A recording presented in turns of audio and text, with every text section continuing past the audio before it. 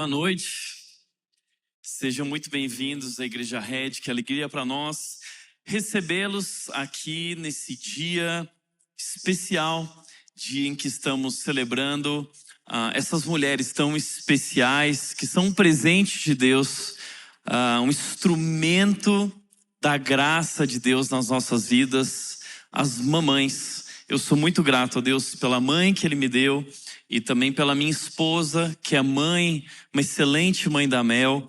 Nós precisamos celebrar e agradecer a Deus por essas mulheres incríveis.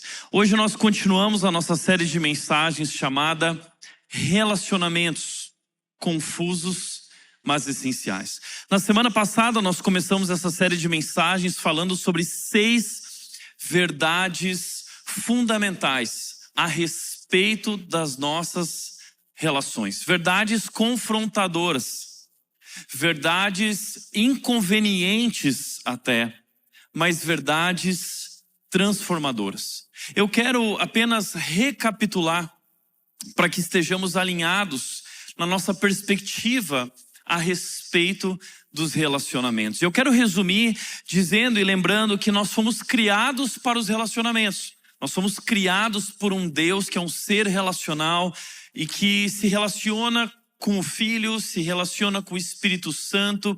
Ele é um Deus trino que eternamente vive em comunhão com essas 3 pessoas da Trindade. E nós fomos criados à sua imagem e semelhança. Isso inclui a necessidade, o desejo por conexão. É por isso que nós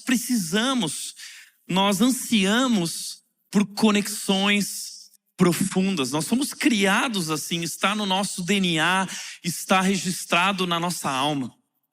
Agora, a Bíblia também apresenta uma verdade que diz que o pecado destruiu os nossos relacionamentos.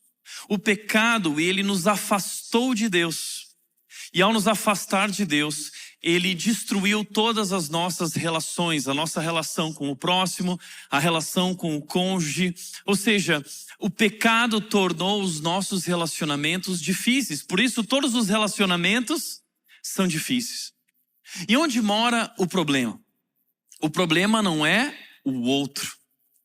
O problema somos nós. O problema reside dentro de nós.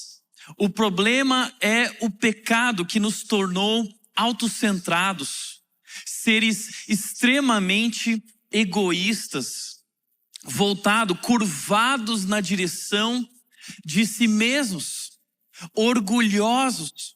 Então Tiago capítulo 4, versículo 1 vai dizer: de onde vêm as guerras, de onde vêm os conflitos e brigas entre vocês, senão dos desejos interiores que guerreiam dentro de vocês. O que a Bíblia está mostrando é que os conflitos humanos são resultado das batalhas espirituais em nosso coração. Então o seu maior inimigo não é o marido, não é a esposa, não é o chefe, não é o colega de trabalho. O nosso maior inimigo é o nosso coração. Jeremias 17:9 diz que o coração é mais enganoso que qualquer outra coisa. Ele é o maior traíra na nossa vida. Ele nos torna pessoas extremamente voltadas para si mesmo, curvadas na direção de si mesmo. Então o problema é o pecado, é o egoísmo. Foi isso que atrapalhou e tornou nossas relações tão difíceis, nos tornando pessoas difíceis. Mas o Evangelho oferece esperança para os nossos relacionamentos. Aquilo que Jesus Cristo fez na cruz, Ele o fez para nos libertar do poder, do domínio, da escravidão, das consequências do pecado. Então o Espírito Santo vem habitar na nossa vida por meio da fé em Cristo Jesus, na sua obra, sua morte e ressurreição. E por meio do Espírito, então agora nós recebemos um novo coração. E com esse novo coração, agora então somos capazes de amar verdadeiramente. Amar como Ele nos amou. E é assim, amando como Ele nos amou, de maneira incondicional, com graça, perdoando, sangrando, amando. É assim que Deus restaura as nossas relações e nós podemos viver em perfeita harmonia. Uau! É por isso que lembre-se, não existe script para os relacionamentos. Eu sei, nós gostamos de passos práticos, nós queremos uma receita de bolo, nós queremos uma fórmula, um segredo que destrave esses conflitos, essas barreiras, esses problemas de conexão que temos em nossos relacionamentos. A grande questão é que não existe uma fórmula mágica, não há script. Nós precisamos de um Salvador, nós precisamos de um Redentor que venha nos dar um novo coração. É isso, não há fórmula, nós precisamos de um novo coração. Só Cristo Jesus pode fazer isso. Precisamos de um Redentor. O Evangelho oferece esperança para os nossos relacionamentos. Mas hoje eu quero falar sobre esse que talvez é um dos relacionamentos mais difíceis na nossa vida, que é o casamento. E a pergunta que eu quero te fazer é: como anda o seu casamento? Como anda? Porque nossos casamentos têm sido influenciados pela cultura. E o casamento foi banalizado na nossa cultura. O amor foi banalizado. As relações se tornaram descartáveis. Nós abandonamos o casamento como uma aliança e o casamento se tornou uma relação de contrato, em que se você me suprir, eu continuo amando você, e se você não me suprir, eu caio fora. Nós estamos nos conformando. Isso tem feito com que haja uma explosão no número de divórcios. A quantidade de casais se separando, se divorciando é absurda, como nunca antes na história. E por que isso está acontecendo? É porque, de fato, o casamento é a união de duas pessoas extremamente egoístas, dois pecadores. E Deus quer ensiná-los a se tornarem parceiros de vida, amando um ao outro incondicionalmente. O casamento é desafiador. E eu vejo que a grande crise, o grande problema do que temos enfrentado, e eu gostaria de propor isso aqui, é que quando homens e mulheres se perdem, se afastam daquilo que Deus desenhou e definiu no seu papel no casamento, os relacionamentos viram confusão. Quando se perdem do que Deus desenhou, os relacionamentos viram confusão. Como disse o pastor Darren Patrick, ele disse: há uma distorção na interpretação de masculinidade e feminilidade. Nós temos de deixar a Bíblia nos informar e não apenas indícios culturais ou pistas. Ou seja, nós estamos vivendo uma crise de identidade com relação ao que significa ser mulher, o que significa ser homem. E isso está afetando o nosso casamento, isso está afetando a maneira como nós nos relacionamos, como nós olhamos para essa relação tão importante, tão desafiadora do casamento. Nós não sabemos mais o que significa ser masculino, o que significa feminino, e nós estamos olhando para a cultura, e a cultura vai dizer por meio do feminismo que a mulher deve ser isso, a mulher deve agir assim. A cultura vai dizer para os homens que eles precisam provar que são homens agindo dessa maneira ou daquela maneira. Mas veja, nós precisamos deixar Deus definir ou redefinir a nós o que significa ser mulher, o que significa ser mãe, o que significa ser esposa, o que é ser um marido, o que é ser um homem, o que é ser pai. Não a cultura, mas Deus precisa definir. Afinal de contas, foi Ele quem nos criou e foi Ele quem definiu esses papéis e cada propósito. Talvez o motivo da exaustão, da frustração que temos enfrentado em nossas relações é porque estamos tentando ser aquilo que Deus não nos chamou para ser. Portanto, buscando compreender o que a Bíblia diz a respeito do que significa ser homem, o que significa ser mulher, eu quero te convidar a olhar para o nosso texto bíblico de hoje, 1 Pedro, a primeira carta do apóstolo Pedro, capítulo 3, versículos 1 a 7. Eu quero te convidar a acompanhar na sua Bíblia ou no seu celular. Primeira carta de Pedro, capítulo 3, versículos 1 a 7. O versículo diz o seguinte, versículo 1. Da mesma forma, vocês, esposas, sujeitem-se à autoridade de seu marido. Assim, mesmo que ele se recuse a obedecer a palavra, será conquistado por sua conduta, sem palavra alguma, mas por observar seu modo de viver puro e reverente.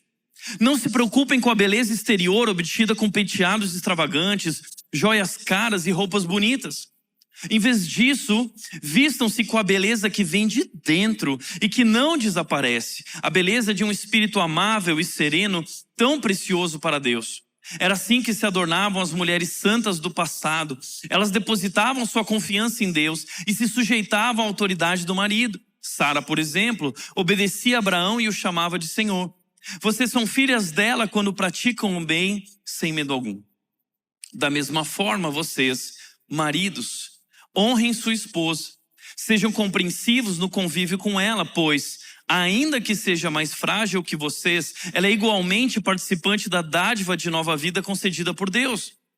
Tratem-na de maneira correta, para que nada atrapalhe suas orações.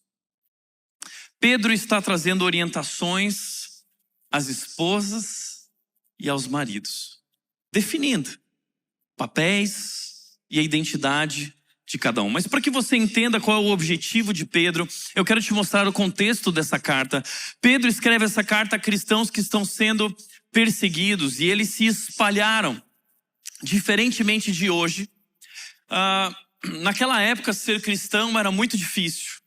Hoje é modinha. Ser evangélico é hype, virou modinha, ir na igreja, tudo é muito fácil. Mas naquela época você assumir a fé, você declarar que Jesus era o teu Senhor e Salvador, isso muitas vezes significava que você seria perseguido e até morto.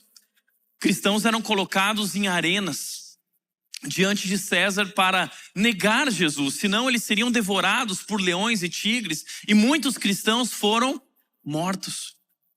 Então essas pessoas tiveram que fugir. E elas se espalharam. Imagina isso, elas abandonaram seus lares, suas famílias, seu emprego. Estavam vivendo numa terra distante, passando por inúmeras dificuldades e tribulações. Então Pedro escreve essa carta para encorajá-los e para dizer para eles ficarem firmes diante das tribulações. E não se assustarem com toda a tribulação e as provas que estavam acontecendo, mas isso fazia parte do processo e do propósito de Deus. A vida cristã é um chamado à fidelidade, não à facilidade. Por outro lado também, Pedro nessa carta vai dizer que nós devemos viver de maneira exemplar entre aqueles que não creem, aqueles que não são cristãos. Nós temos que entender que nós somos chamados por Deus para sermos uma luz no meio dessa geração pervertida e corrupta, na qual nós brilhamos como estrelas no universo. Ou seja, Deus quer nos usar como um instrumento em suas mãos. Deus quer que a nossa vida aponte para Ele. Como disse Billy Graham, nós somos a Bíblia que o mundo está lendo. Existem pessoas no teu trabalho, no teu condomínio, vizinhos teus, que talvez nunca terão acesso, contato com a palavra de Deus. Tudo que eles saberão sobre Jesus é o que eles veem na tua vida. Então no capítulo 2, versículo 12, Pedro diz: vivam entre os pagãos ou os que não conhecem a Deus de maneira exemplar. E aí Pedro vai dizer que o melhor lugar, o melhor ambiente para nós apontarmos para Cristo é por meio dos nossos relacionamentos. O testemunho da nossa vida começa em nossas relações do dia a dia. É nos relacionamentos, é na maneira como nos relacionamos, é na qualidade dos nossos relacionamentos que nós provamos que somos discípulos de Jesus. Jesus disse em João 15:35 o seguinte: nisso reconhecerão que vocês são meus discípulos, se vocês tiverem amor uns pelos outros. Então, a maneira de pregar o evangelho na nossa vida é por meio dos nossos relacionamentos. Pedro vai aplicar isso na nossa vida cotidiana. No capítulo 2, nos versículos 13 a 17, ele vai dizer como nós devemos nos relacionar com o governo, com as autoridades políticas. No capítulo 2, 18 a 25, ele vai falar como devemos nos relacionar com os nossos senhores, os nossos chefes, nossos colegas de trabalho. E no capítulo 13, então, ele vai falar sobre esse ambiente desafiador que é o casamento, como a esposa deve se relacionar com o marido e como o marido deve se relacionar com a sua esposa e como o nosso casamento deve apontar para Cristo. Você entende isso? O casamento é onde o amor é testado de verdade. O casamento, ele é como um termômetro que revela o quanto você entendeu o amor incondicional de Deus. O casamento é onde o evangelho deixa de ser teoria e se torna vida. É nosso primeiro campo de batalha. A nossa casa, lar, o nosso casamento. O problema é que muitos casamentos hoje, refletindo a nossa cultura, são frágeis, são rasos, são centrados no ego, na aparência e na emoção momentânea. E a preocupação de Pedro é que nós precisamos construir um casamento de verdade. Porque o casamento, ele é um espelho do evangelho. O casamento, ele é um reflexo do amor que Cristo tem por nós. E nós fomos chamados por meio do nosso casamento para mostrar ao mundo, para tornar visível ao mundo esse Deus invisível, esse amor incondicional. Então, nós precisamos construir um casamento raiz. Um casamento firme, profundo, contracultural, baseado na vontade de Deus e não nas ideias da nossa cultura. Se a crise nos relacionamentos é uma crise de identidade, de papéis, então Pedro nos convida a olhar para o plano de Deus, para o homem, para o marido, para a mulher, para a esposa. E o seu convite é: voltem a ser quem Deus os criou para ser.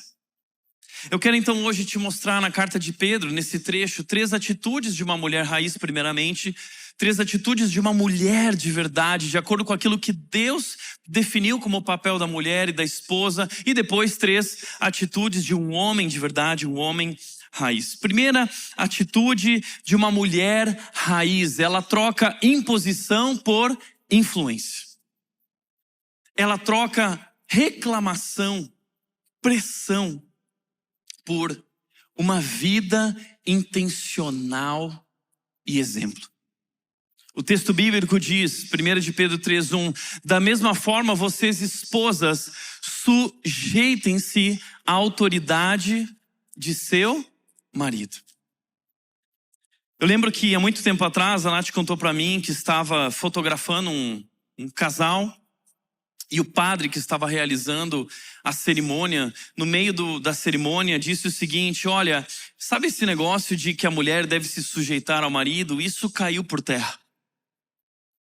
Essa é a mentalidade de muita gente hoje, de que isso é algo retrógrado, de que isso não tem mais validade. A verdade é que essas pessoas não entenderam o que significa se sujeitar, e de que a sujeição é uma das coisas mais lindas que o nosso Senhor e Salvador nos ensinou, porque Ele se sujeitou a nós. Ele veio para nos servir, e se sujeitar é servir, entenda? Sujeitar-se é escolher com fé e amor servir ao outro sem perder a sua dignidade. Não por fraqueza, mas por confiança em Deus. Então sim, as mulheres foram chamadas para se sujeitar, e com isso o que quer dizer? Foram chamadas para servir e se sujeitar à autoridade e à liderança do homem. Mas a Bíblia traz a ideia de que o homem deve ser um homem que lidera com amor, e não que domina, não que subjuga, não que controla, mas é um homem que serve, que ama sua esposa, que olha para Cristo e dá a vida pelo seu lar e pela sua mulher. Talvez você olhe e diz: Tiago, mas eu não me casei com um homem que olha assim para mim. Eu não casei com um homem que lidera com amor. Eu não casei com um homem que acredita em Jesus. E sabe, Esse é um alerta para mulheres, namoradas e noivas que estão aqui. Esse é o tempo de abrir os teus olhos e tomar uma decisão consciente de casar com o homem de acordo com os padrões que Deus estabelece. Porque depois você terá que se sujeitar. E eu nunca esqueço o dia que eu perguntei para uma moça que estava demorando para se casar. E eu perguntei, mas por que você está demorando? E ela disse, olha, porque eu jamais seria burro o suficiente de casar com um homem que não ama muito a Deus. E eu agradeço a Deus, eu já disse isso aqui, pela vida da minha mãe, Dona Margarete, porque ela foi essa mulher corajosa que bateu a cara e deu um fora no meu pai, porque ele não era um homem que levava Deus a sério. Muito antes de eles se casarem, quando namoravam, orientada pelos seus pastores, ela amava meu pai, mas ela disse a ele, olha, eu amo mais a Deus do que a você. E ela terminou o relacionamento porque ele não levava Deus a sério. E ele frequentava a igreja. Eu não estou falando escolha um homem que frequenta a igreja. Muito pelo contrário, eu estou dizendo vá muito além disso. Meu pai frequentava a igreja, uma família que frequentava a igreja luterana. Mas ele era um banana. E sabe, eu percebo isso muitas vezes. Tem muitos homens dentro da igreja que quando eu vou bater um papo, sabe aquele homem que fica sabonetando? Eles acham que eu não percebo. Saboneta, saboneta, saboneta, mas não conheceu Jesus, tome cuidado. Graças a Deus pela decisão da minha mãe, que depois de muito tempo de discipulado, onde meu pai tomou vergonha na cara e buscou a ajuda dos pastores, ele voltou, os pastores então orientaram para eles voltarem ao namoro e ela se casou com um homem que amava profundamente a Deus. Isso influenciou a minha vida e me trouxe até aqui. Entenda isso. As decisões que você toma na sua vida não vão influenciar apenas o teu futuro, mas o futuro dos teus filhos e dos filhos dos teus filhos. Graças a Deus por essa mulher corajosa que decidiu se casar apenas com um homem que amasse a Deus tanto ou mais que ela. Como diz o Josemar Bess, se case com alguém que ame a Deus o suficiente para fazer coisas difíceis como amar você. Minha querida, não é fácil chamar, tá?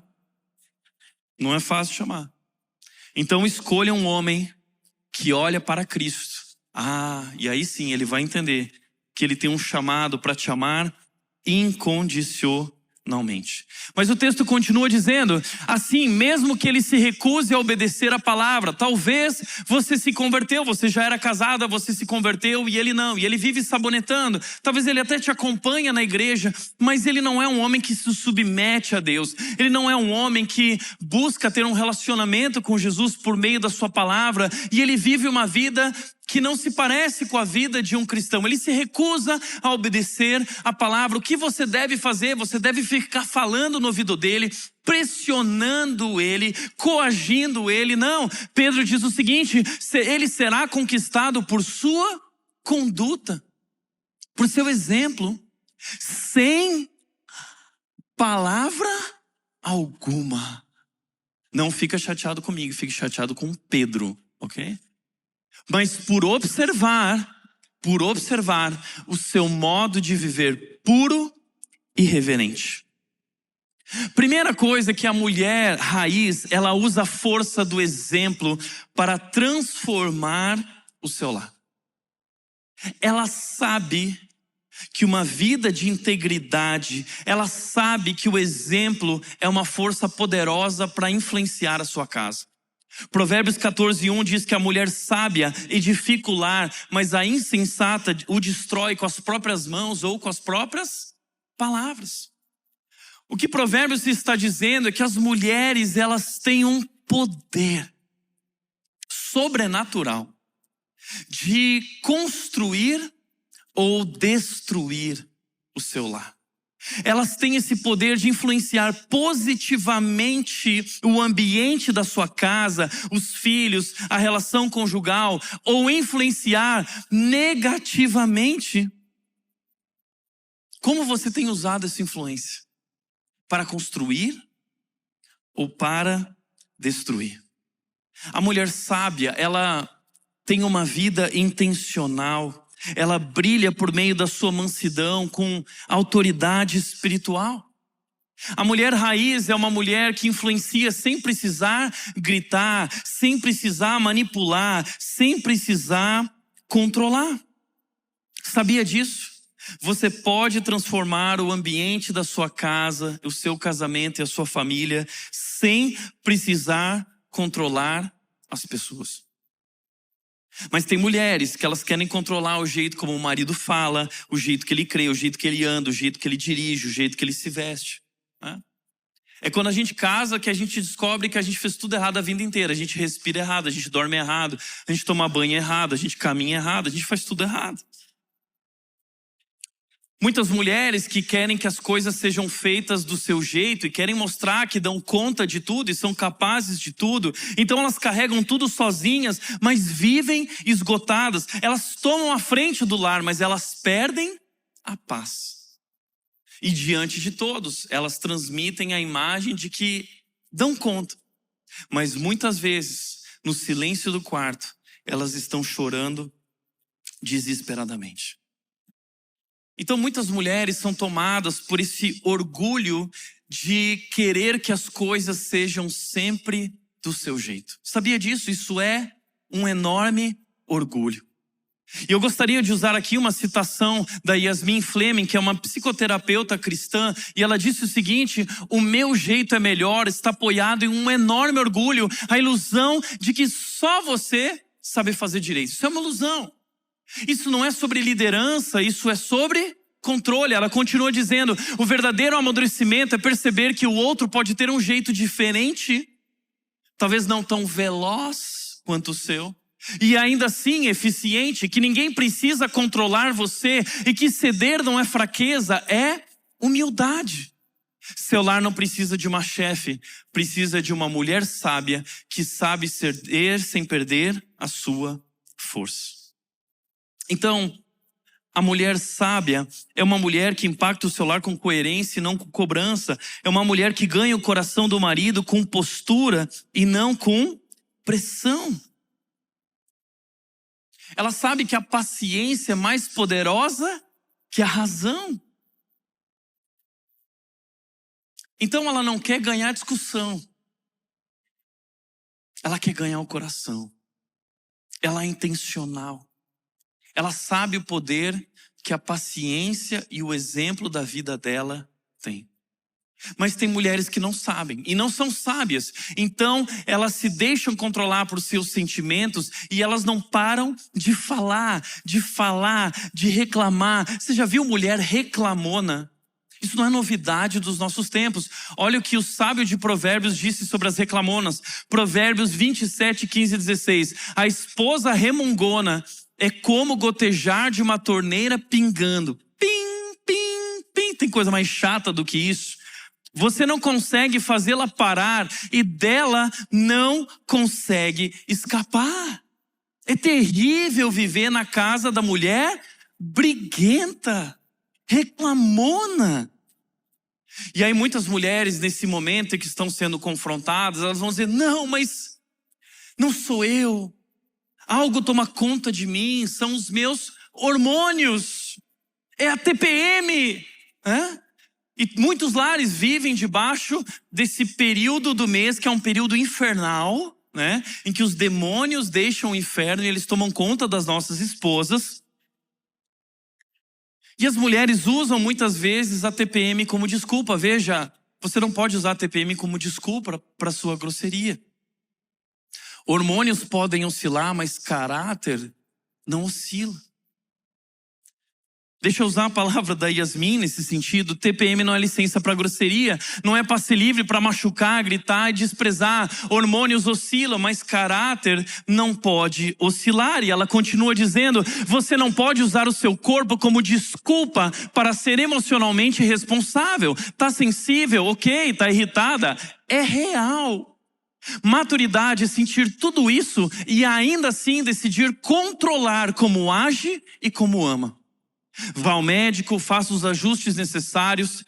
Ser mulher é complexo, mas ser uma mulher madura é uma escolha. Então, talvez você precise tomar uma decisão e buscar a presença de Deus para que por meio do Espírito Santo você seja capaz de desenvolver mansidão, domínio próprio diante de hormônios que oscilam. A mulher raiz, ela sabe que o espírito que habita nela é mais poderoso que qualquer argumento. Então, ao invés de ficar simplesmente falando e falando, ela aprende a confiar no Espírito Santo. O problema é que muitas mulheres confiam mais no seu jeitinho do que no Espírito Santo. Tem mulher que quer mudar o marido na força da reclamação, mas só o Espírito de Deus é capaz de mudar um coração. Então aprenda a conversar mais com o Espírito Santo. Aprenda a depender do Espírito Santo. E sabe, isso não quer dizer que você não possa e não deva confrontar o seu marido no pecado dele. Tem maridos que estão pecando contra Deus e eles devem ser confrontados. Aliás, se teu marido te faz se sujeitar a coisas que são imorais e promíscuas, não se submeta. Se o teu marido quer que você quebre leis morais de Deus e faça coisas sexuais que não estão alinhadas com o propósito de Deus para a relação conjugal, não se submeta, saia da cama, não se sujeite a um homem promíscuo, não se sujeite a um homem imoral, nesse sentido em que nós estamos falando aqui. Mas em todo o restante, nas dificuldades de um relacionamento, aprenda a confiar no poder do Espírito Santo. Você não precisa controlar tudo quando se rende àquele que tem o controle de todas as coisas. Ontem, minha mãe estava compartilhando uma história que eu nunca tinha ouvido, de que quando eles estavam na igreja luterana ainda, minha mãe, a igreja luterana batiza criança, os pais tomam a decisão pelos filhos. E minha mãe foi batizada quando criança, meu pai havia sido batizado quando criança, até que minha mãe foi fazer um curso bíblico numa igreja batista e ela descobriu que o batismo e a decisão por Cristo é uma decisão pessoal e que os pais não podem tomar essa decisão pelos filhos. Então ela entendeu, peraí, então eu preciso me batizar verdadeiramente, porque aquilo que meus pais fizeram não tem validade, apenas aquilo que eu decido no meu coração. E quando ela soube disso, ela foi conversar com meu pai na época que eles eram noivos, se não me engano, prestes a casar, e ela disse: James, nós precisamos nos batizar. E meu pai, turrão do jeito que era, virou para ela: Marguinha, não venha com esse papo agora, essa história aí, não, porque eles eram luteranos. Até que meu pai também começou a estudar a palavra de Deus, e estudando a palavra de Deus, eles decidiram romper com a própria igreja luterana, e eu cresci numa igreja extremamente bíblica. Não que a igreja luterana não seja, mas naquela época, um parênteses, a igreja estava dialogando com o teísmo aberto, o liberalismo teológico, com a teologia da libertação de Leonardo Boff, e eles decidiram romper, e eu cresci numa igreja extremamente bíblica e fundamentada na palavra de Deus. Mas minha mãe ela ficou triste quando meu pai disse aquilo, e ela guardou no coração, e ela começou a orar, e Deus mudou o coração dele. A mulher raiz, ela troca a imposição por influência, por dependência, por oração. Segundo lugar, a mulher raiz, ela troca vaidade por profundidade. O texto diz: não se preocupem com a beleza exterior obtida de penteados extravagantes, joias caras e roupas bonitas.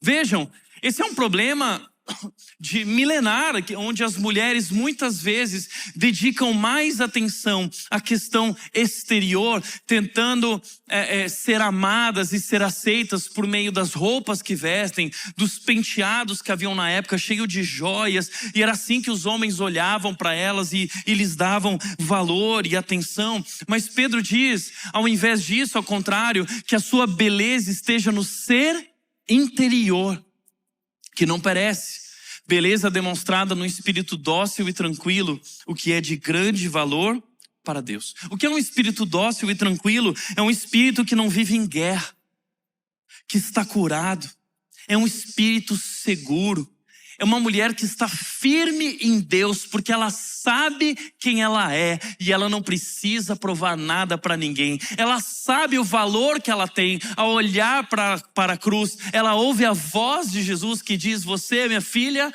amada. Ela sabe quem ela é. Isso é um espírito dócil e tranquilo. É uma mulher que está firme e satisfeita e segura em Deus.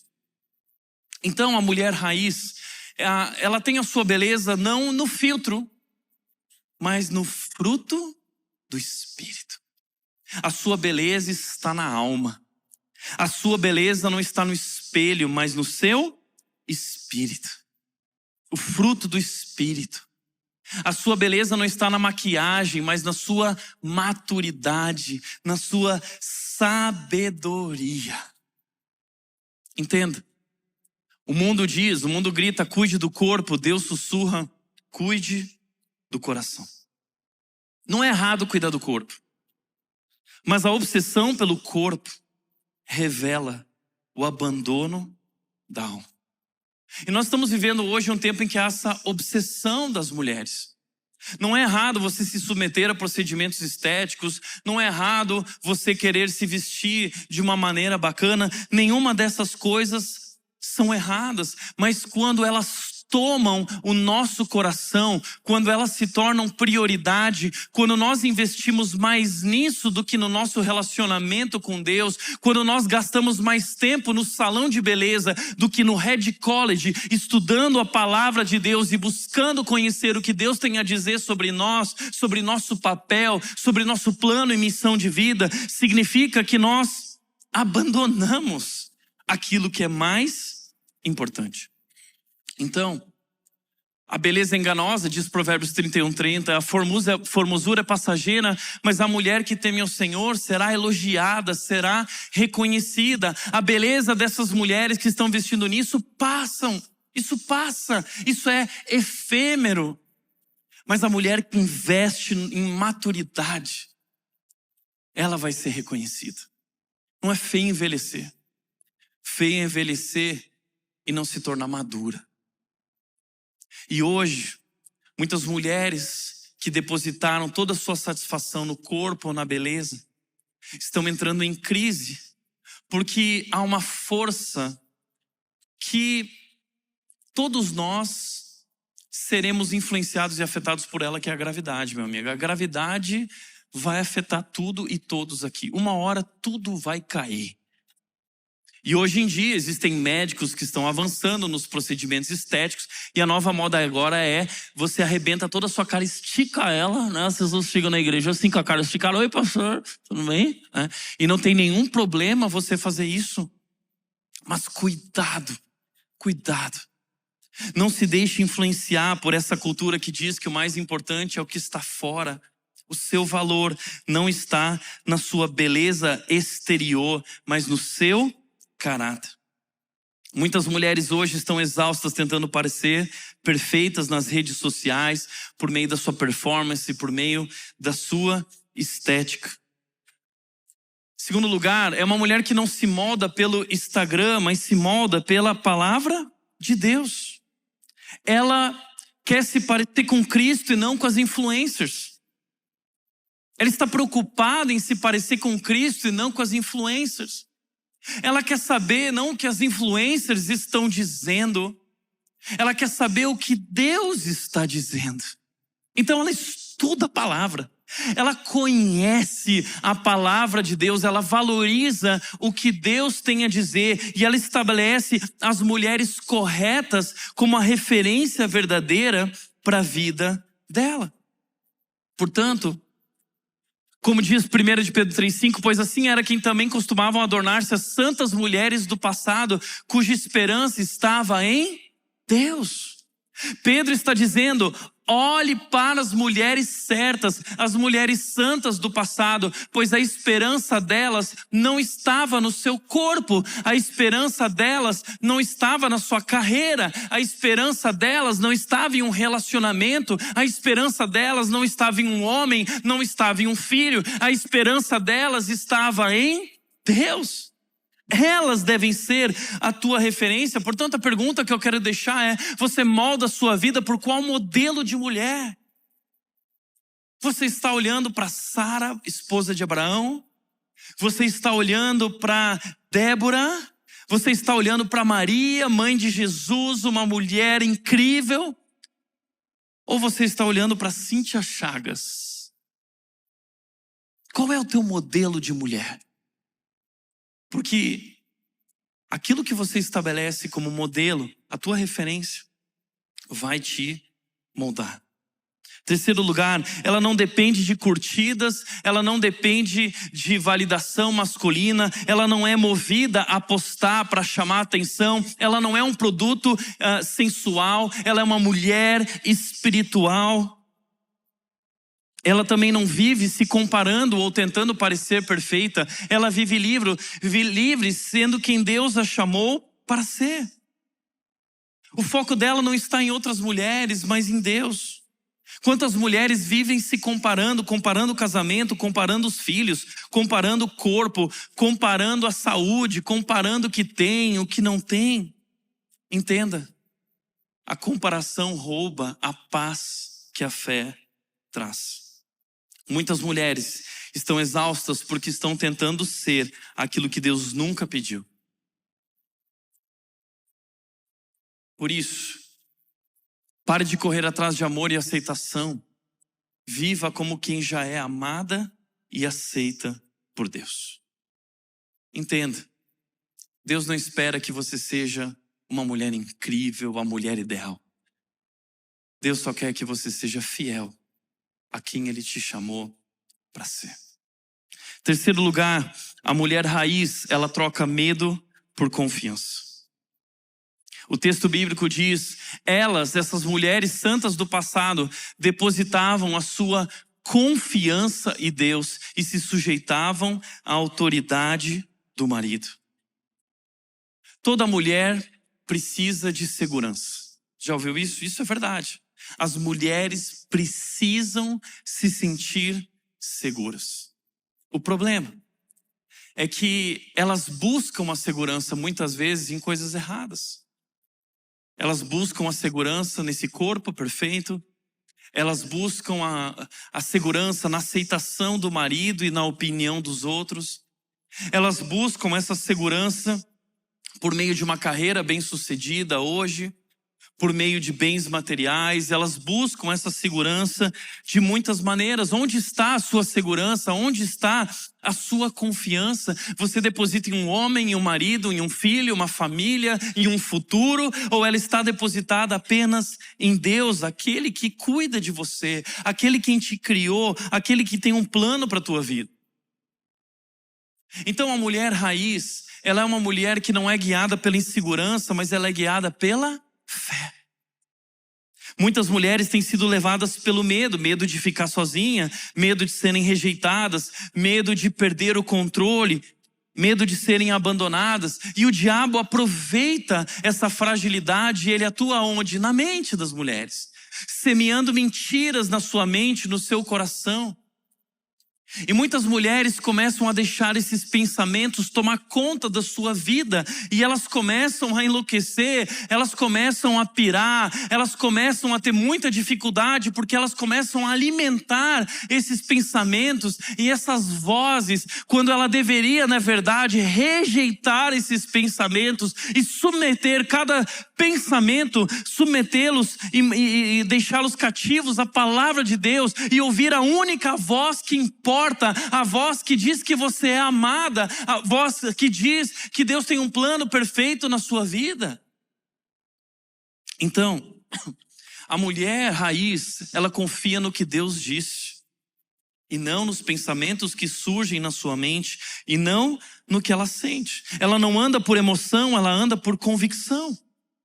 Ela não depende do humor, ela não depende do dia, ela depende do Espírito Santo de Deus. Ela crê, confia, mesmo quando não entende, mesmo quando não vê. Portanto, a Bíblia, ela obedece a Deus mesmo quando tudo dentro dela quer fugir. Tudo dentro dela quer fugir. Ela está desesperada, ela não compreende, ela não vê, ela não sente. Mas ela obedece a Deus, mesmo quando tudo dentro dela quer fugir. Por isso, Pedro traz o exemplo de Sara. Sara, por exemplo, obedecia a Abraão e o chamava de Senhor. Veja o exemplo de Sara. Primeiro lugar, olha que estranho isso, né? Sara chamava Abraão de Senhor.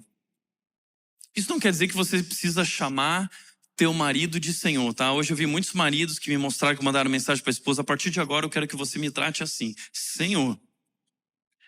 Essa era uma questão estranha, mas era uma questão cultural. Sara foi uma mulher que viveu talvez há 5.000 anos, 4.000 anos atrás.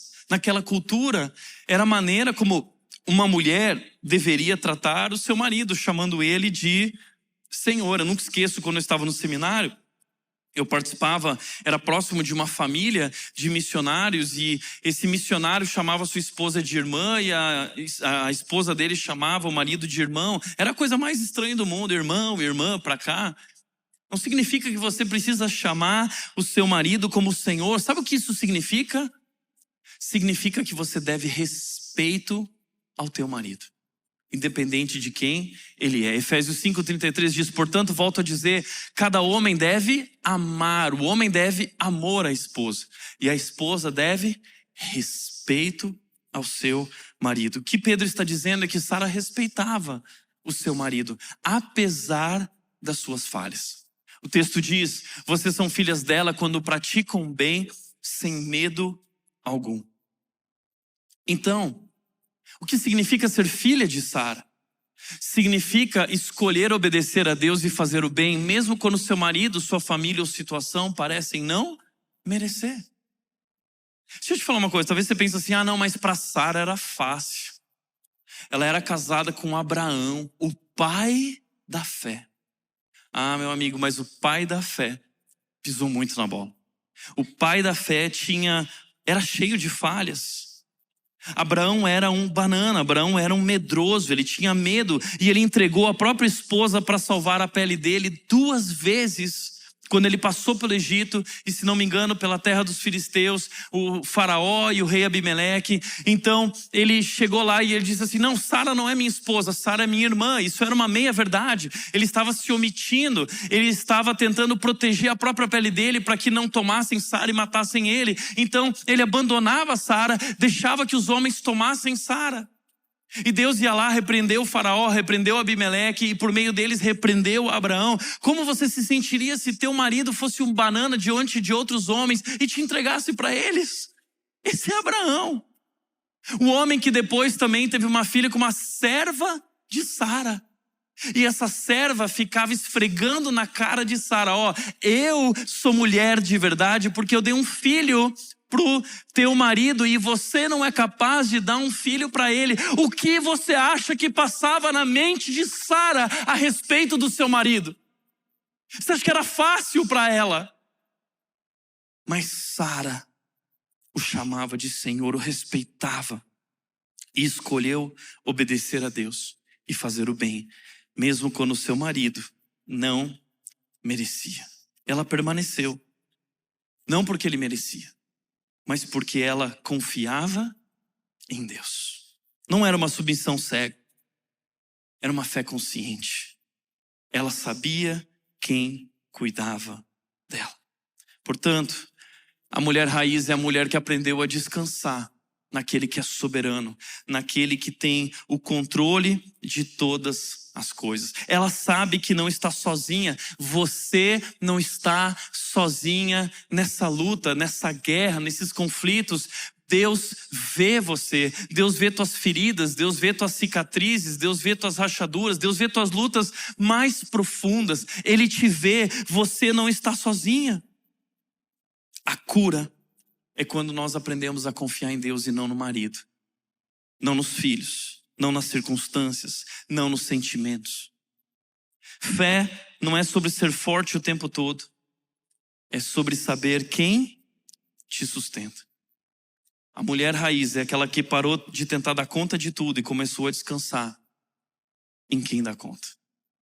Por isso, como diz a Cynthia Held, a mulher madura é aquela que encontrou a sua segurança e valor em Cristo Jesus.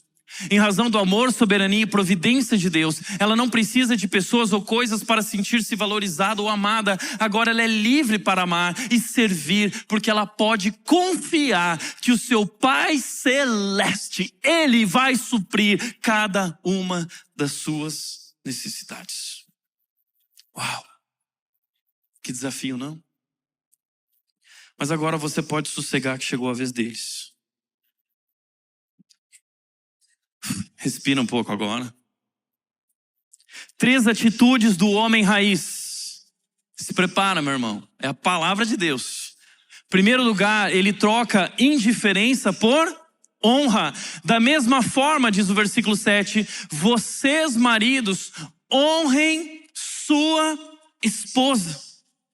Honrem a sua esposa. O que significa honrar a esposa? Honrar a esposa é tratá-la como tesouro. É tratá-la como especial. Como Provérbios 31 diz, a mulher virtuosa é uma joia rara. É tratá-la como uma joia rara. É dedicar então atenção, olhar para ela, cuidado, dignidade, fazendo dela a sua grande parceira. Não tratá-la como uma funcionária, uma escrava, não tratá-la como um peso, não tratá-la como uma posse, mas tratá-la como alguém que é especial. É amar sua esposa mais do que o seu próprio ego. Quantos maridos que vivem centrados em si mesmos.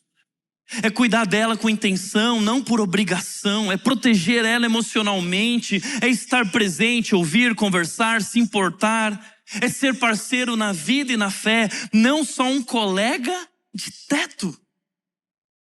Quantos maridos trocam a convivência pela conveniência? Estão no sofá, mas não estão presentes na vida do lar. E talvez você diz, Tiago, mas eu honro a minha esposa. Porque muitas vezes não entendemos as nuances e a sutileza do que significa honrar ou até desonrar. Então deixa eu te mostrar formas práticas de desonrar a sua esposa. A primeira forma prática de desonrar a sua esposa é ignorar a sua opinião nas decisões. Você toma decisões sozinho, ignora a voz dela, as opiniões dela, ou nem se importa com a opinião dela. Você está desonrando a tua esposa. Ela não sabe o que se passa na sua vida, ela não sabe o que se passa nas finanças do lar, porque você não deixa ela participar disso. Por que você não deixa ela participar? Porque você acha que isso é uma tarefa tua e que ela não está pronta, ou que ela é menos, ela não é tão importante, especial. Você está desonrando ela. Ela é sua parceira, divida tudo com ela, compartilhe tudo com ela. Segundo lugar, tratá-la como funcionária, como escrava e não como uma parceira. Terceira forma é você comparar ela com outras. É você também ferir ela com palavras. Quarto lugar é você buscar prazer fora do casamento.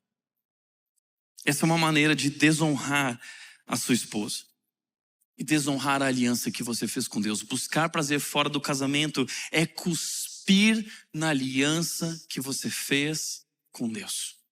Quantos homens estão deixando o seu lar, estão buscando prazer em outras mulheres, prostitutas, em outras relações imorais, no adultério, e não apenas o adultério físico, mas o adultério online. Quantos homens estão recorrendo à pornografia para se satisfazer diariamente? Entenda, se esconder ou recorrer à pornografia é trair em silêncio. É se satisfazer com imagens enquanto sua mulher dorme ao lado. Entenda uma coisa. Você não está precisando de uma outra mulher. Você precisa de arrependimento. E você precisa olhar para tua mulher e desejar ela e levar ela para a cama. Isso é ser homem. Se satisfazer com a tua esposa. Senão, você está desonrando ela. Segundo lugar, homens raiz trocam controle por cuidado. 1 de Pedro, capítulo 3, versículo 7 diz: sejam compreensivos no convívio com ela. Sejam compreensivos. Olha que interessante o que o texto diz. A Bíblia não diz que nós precisamos saber tudo sobre as mulheres e entender as mulheres, porque é simplesmente impossível, nem Deus pediria isso da gente, tá bom? Nem elas mesmas se entendem. As mulheres são um ser complexo, mas maravilhoso, criado por Deus. Com um objetivo muito especial de nos ajudar. Nós precisamos de ajuda. Quando Deus olhou para Adão e viu lá, não é bom que o homem esteja só. E Deus criou as mulheres como o grande finale da criação, a coroação da criação. Mas a Bíblia está nos chamando para compreender, para buscar ser compreensivo com essa complexidade, buscar compreender. Eu gosto muito da versão da Revista e Atualizada, desse mesmo texto, esse mesmo trecho que diz o seguinte: vivei a vida comum do lar com discernimento. Vivei a vida comum do lar com discernimento. A vida comum. Sabe por quê? Muitos homens menosprezam a vida comum do lar. Acham que as tarefas domésticas e que o trabalho da sua esposa não é tão digno, não é tão importante quanto o trabalho dele. O que ele não percebe é que ele só é capaz de sair de casa para trabalhar e ralar porque existe uma mulher que está na sua retaguarda garantindo que todas as coisas sairão como elas devem sair. Mas ele nem imagina o quanto trabalho tudo isso dá. Então, enquanto ele está subindo a montanha, a mulher está lavando a montanha na pia, a mulher está lavando a montanha de roupas, ela está secando, ela está passando a montanha, guardando a montanha no armário, colocando os filhos para tomar banho, dando comida para os filhos. Essa é a montanha mais difícil de subir na vida, e muitos homens não olham para suas esposas dessa maneira. O bonitão está lá no trabalho, achando que o trabalho dele é realmente importante, mas ela está ali ralando sem reconhecimento.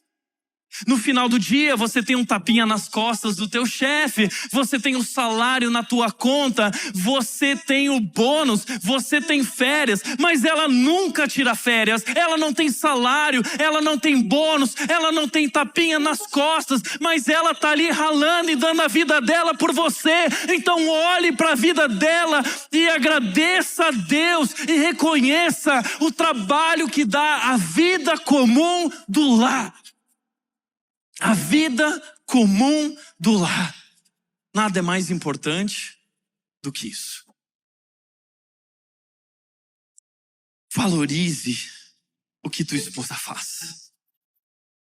Porque ir para o trabalho arrumadinho, cheirosinho, tomando cafezinho com os amigos, é muito bom. Nós precisamos agradecer a Deus por essas mulheres que cuidam da vida comum do lar. E nós precisamos admirá-las. Portanto, cuidado. Deixa eu falar uma coisa sobre o comum. Cuidado com a idolatria do extraordinário. A gente está vivendo um tempo que nós idolatramos grandes eventos. A gente acha que Deus se manifesta quando a gente sente o pelo arrepiado. A gente valoriza o extraordinário, adrenalina, dopamina. Nós queremos encontrar Deus nos grandes momentos. Mas Deus está nos chamando para encontrá-lo na vida comum do lar. Na brisa suave, não no terremoto, não na tempestade, mas na brisa suave. Como diz a Tish Warren no livro Liturgia do Ordinário. Esse livro é incrível, todo mundo aqui precisa ler esse livro. Liturgia do Ordinário. Não precisamos esperar grandes eventos para experimentar a presença divina. A vida cotidiana é um lugar onde Deus se revela de forma mais profunda. A vida cotidiana, cada momento comum pode se tornar um encontro sagrado quando vivemos com atenção e gratidão. Eu estou cansado do extraordinário. Eu cansei. Eu virei para a comunicação da igreja, porque todo domingo eles postavam assim no final do culto: uau, que culto incrível. Eu disse: chega! Chega de adorar, culto incrível.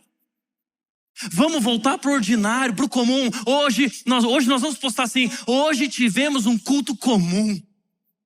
E foi maravilhoso. Porque Deus se revela no comum. Deus se revela no ordinário. Nós precisamos aprender a valorizar as pequenas coisas da vida. Por isso que nós precisamos aprender a olhar para aquilo que acontece na vida comum e perceber Deus ali, perceber Deus na pia enquanto a gente lava a louça, perceber Deus enquanto a gente leva o filho para tomar banho, enquanto o filho está fazendo suas necessidades e você compartilha o evangelho com ele. Nós precisamos viver a vida comum do lar com discernimento. Portanto, marido raiz, ele é tão bom no lar quanto ele é no trabalho. Ele está ali, presente, trabalhando. Segundo lugar, ele entende que liderar é um chamado para servir. Muitos homens confundem liderança com autoritarismo. Eles são grosseiros, eles não têm sensibilidade. Pensam que ser o cabeça é mandar, é controlar, é subjugar. Não entenderam que quando Jesus diz que nós somos o cabeça, ele está falando que nós precisamos, na verdade, ser o primeiro a servir, o primeiro a ceder, o primeiro a morrer, o primeiro a se esvaziar. Ele estabelece a referência, ele diz: você deve amar a sua esposa como eu amei a igreja. Ele amou a igreja se dando, se esvaziando e morrendo. Essa é a nossa referência, Cristo Jesus. Seja a atitude de vocês a mesma de Cristo Jesus. Jesus disse: foi-me dada toda a autoridade nos céus e na terra. E depois de dizer isso, ele se agachou e começou a lavar os pés dos seus discípulos. Sim, homem, Deus te deu autoridade. Mas não autoridade para maltratá-la. Autoridade para servir. Autoridade para amá-la e tratá-la como preciosa, dando a vida por ela, assim como ele deu a vida por você. Então, homens de verdade não lideram pela força, eles lideram pelo exemplo. O homem raiz, ele se esforça para compreender o coração da sua esposa, viver a vida como um lar com discernimento, é buscar compreender, é ter discernimento de quais são as necessidades, o que ela precisa, como você pode servi-la de maneira correta. O problema é que muitos homens vivem como se tudo girasse ao redor deles, as suas vontades, os seus desejos, os seus horários, o seu trabalho, o seu cansaço, e acham que ajudar em casa é favor. Esquecem que o casamento cristão é um reflexo da cruz, e a cruz é um chamado ao sacrifício. Então pare de dar desculpa ao seu cansaço e ao seu trabalho e vá se envolver na vida comum do lar. Muitos homens que sabem tudo de futebol, tudo do time do coração, mas não sabem nada sobre o coração da sua esposa. E veja, eu não estou falando de você, eu estou falando também de mim. Eu sou homem também.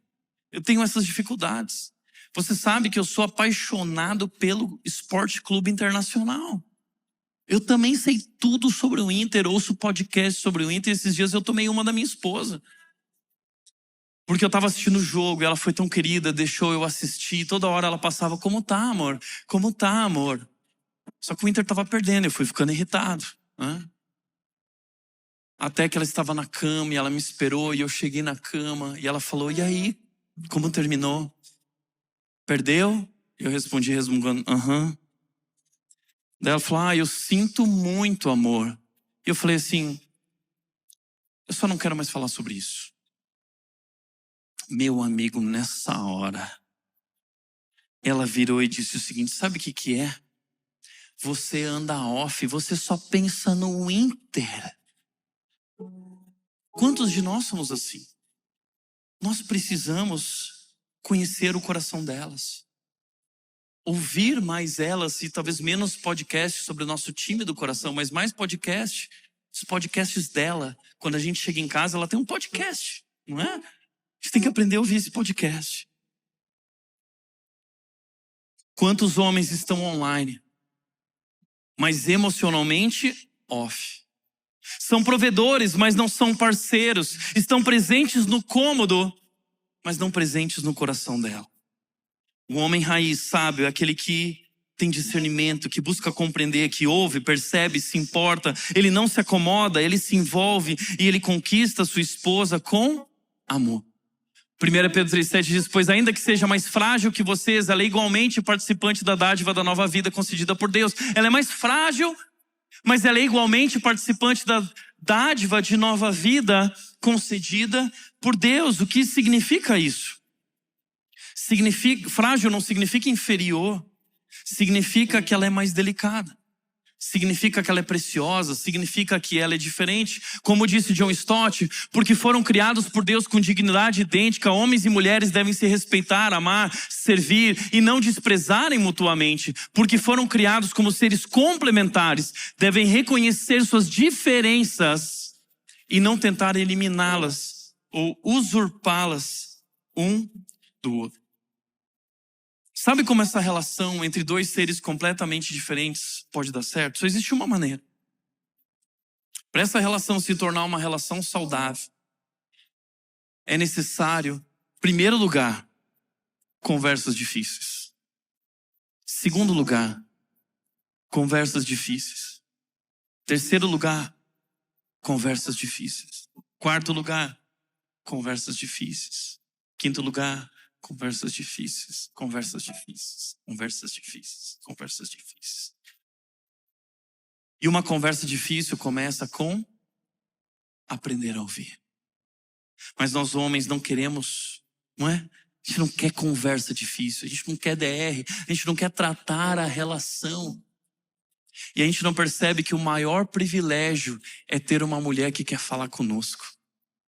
Enquanto ela vier falar, agradeça a Deus, porque o problema será quando ela não quiser mais falar. Aí o coração dela se fechou. Aproveite para ter conversas difíceis. Ouça o que ela tem a dizer, enquanto é tempo de conquistar o coração dela. Por último, mantenha o romance vivo, mesmo na rotina. Que desafio, não? Para mim também é. Nós homens não costumamos ser românticos, mas elas precisam de romance e nós precisamos aprender a manter o romance vivo mesmo na rotina. Eu lembrei daquele filme enquanto eu preparava a mensagem, como se fosse a primeira vez, quando o Adam Sandler tinha que reconquistar todos os dias a Drew Barrymore, porque ela tinha um problema de memória, a memória dela se apagava, a memória recente se apagava todos os dias. E há uma frase no filme que diz o seguinte: o verdadeiro homem não é aquele que conquista várias mulheres num dia, e sim, o verdadeiro homem é aquele que conquista a mesma mulher todos os dias. Esse é o meu desafio. Esse é o teu desafio. Conquistar a mesma mulher todos os dias. Com amor. Liderança é amor. Dê a vida por sua esposa e sua família, assim como Jesus deu por você. E por último, terceiro lugar, o homem raiz, o homem de verdade, troca omissão por oração. Sabe qual é o grande problema dos lares? A omissão dos homens.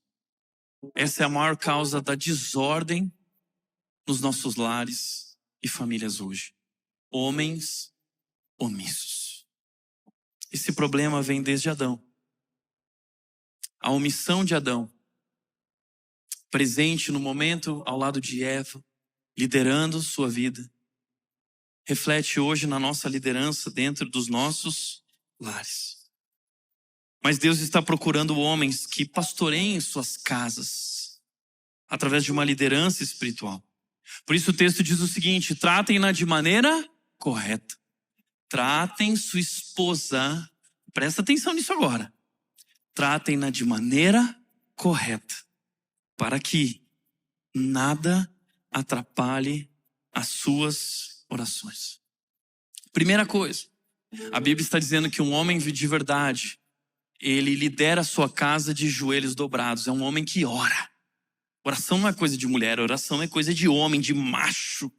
Macho de verdade é macho que dobra o joelho porque sabe que depende de Deus para conquistar o coração da sua esposa e guardar e proteger a sua família.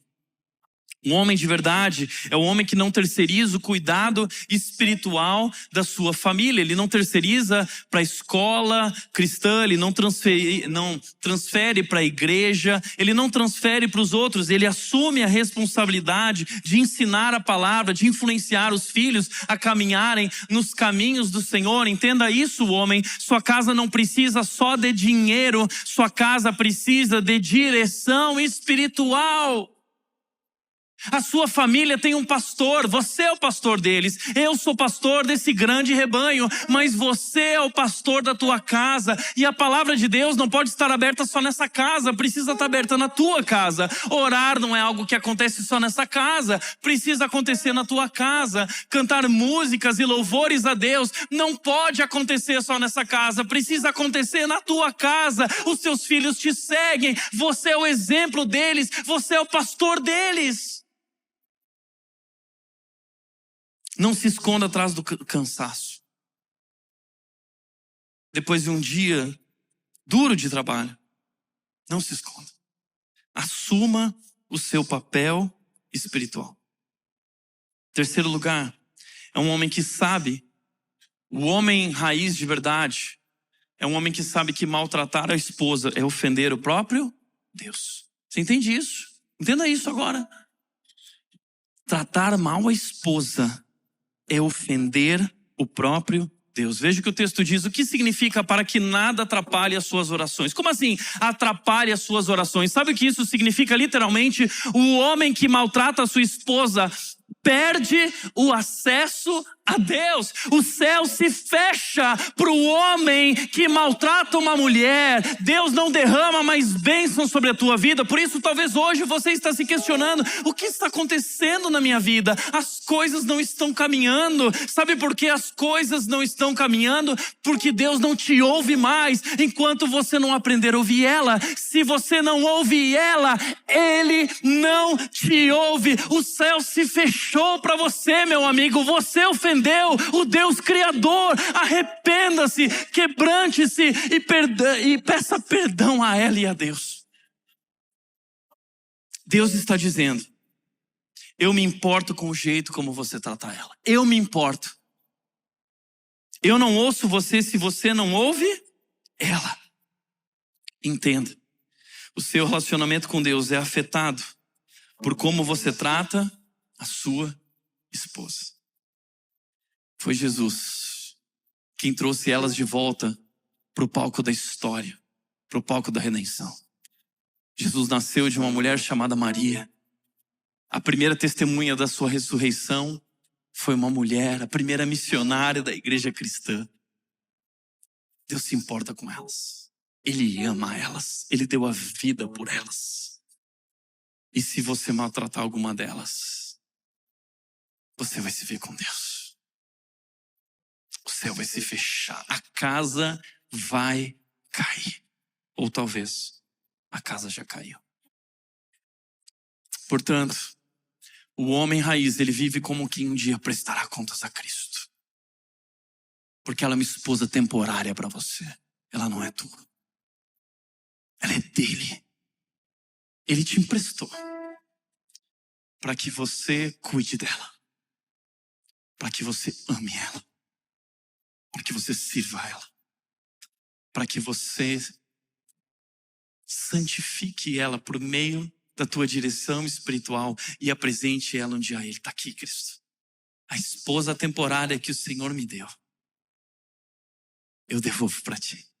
Você vai prestar contas. E eu também vou. Portanto, talvez você olhe para isso e diz: uau, eu não sabia. Como é difícil. Como diz o Mark Driscoll, casamento é para homens e não para meninos. Meninos que se casam não se tornam homens. Eles destroem mulheres. Estamos carentes hoje. Sabe o que está acontecendo? Estamos carentes de uma referência de masculinidade. A gente tem hoje o homem macho alfa, o hétero top, né? Cara que se acha musculoso, confia mais no músculo e na força dele do que em Deus, não tem caráter, sai pegando todas, é o pegador, ele acha que ele é o cara que ele está arrebentando. Por outro lado, temos homens emocionalmente frágeis, adolescentes, que não amadurecem. Estamos carentes de uma referência de masculinidade. E eu agradeço a Deus, porque eu aprendi o que é ser um homem, por meio do homem que Ele colocou na minha vida e na nossa família. Talvez nunca contei isso, mas esse homem é meu pai, James. Ele era tenente do exército. Que orgulho esse homem. Um homem que aprendeu a atirar com canhões. Um homem que sabia lidar com armas. Homem. O nosso Top Gun lá em casa. Mas um dia esse homem conheceu essa mulher. E essa foto representa o olhar dele. Ele olhava para ela como um presente. Ele sempre olhou para ela assim, como uma joia rara, como preciosa. E ele tratou tão bem a minha mãe. Eu já te contei do dia que nós estávamos em casa. Meu pai deixou 3 cartolinas para o cultinho doméstico. Quando ele voltou do trabalho, ele deixou os filhos no corredor. Ele trouxe minha mãe na sala.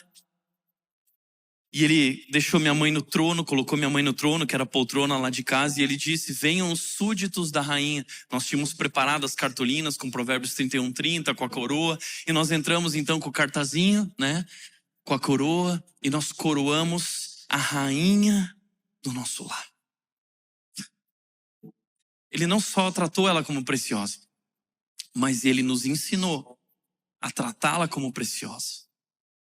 E sabe, eu não lembro o que meu pai disse naquele dia. Mas a imagem que eu tenho é de um homem que amou sua esposa como Cristo amou a igreja. E ele me ensinou como tratar uma mulher. Ele me ensinou que a referência de masculinidade não é o guerreiro, é o cordeiro que se esvazia, que morre. E no final da vida dele, na nossa última conversa, ele disse: eu só tenho uma preocupação. Cuide da mãe por mim. Agora você está assumindo esse papel. Eu não estarei mais aqui. Se algo acontecer comigo, leva ela para Indaiatuba e cuida bem dela. Obrigado por me ajudarem a cuidar dela. Qual o segredo de um casamento assim? Qual o segredo? Sabe qual é o segredo? Não tem segredo. Não tem fórmula mágica. Um dia alguém parou minha mãe ali no corredor e perguntou: Dona Margarete, com aquela admiração, qual é o segredo? E sabe o que minha mãe disse? Não tem segredo. É graça.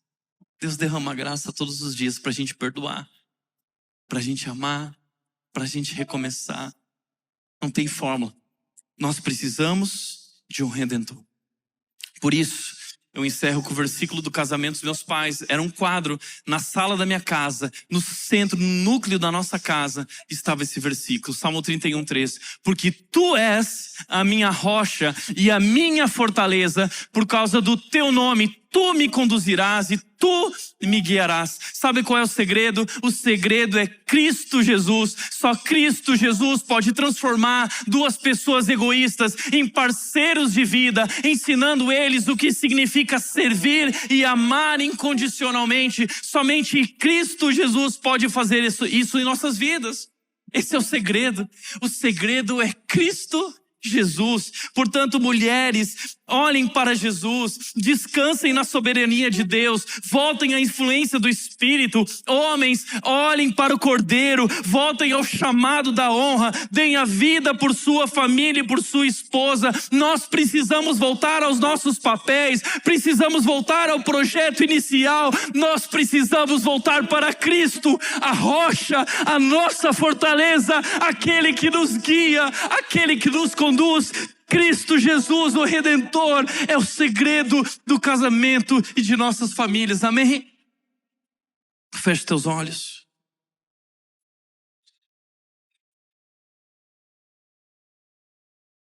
Se assim como eu, ao ouvir isso, ouvir a palavra de Deus, você reconhece que está tão distante, eu também estou.